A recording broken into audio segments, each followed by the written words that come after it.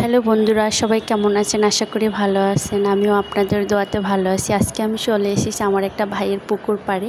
এই পুকুর পাড়টা খুব সুন্দর ছিল, যদিও এই ভিডিওটা আমার অনেক আগের করা, কিন্তু আপনাদের সাথে শেয়ার করা হয়নি। আর গ্রামের এই দৃশ্যের দেখতে কিন্তু খুবই ভালো লাগে। এখানে আমি পা ঝুলিয়ে পানি নাড়াচ্ছিলাম আর ভিডিও করছিলাম। আমার কাছে খুব ভালো লেগেছিল।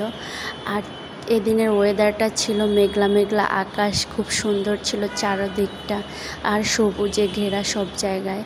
তো আমি এইখানে বসে বসে গান করছিলাম আর এরকম পানিতে পা ধুলছিলাম, কারণ ছোটোবেলা আগে এরকম পানি দেখলেই দৌড়ে নেমে যেতাম সাঁতার কাটার জন্য।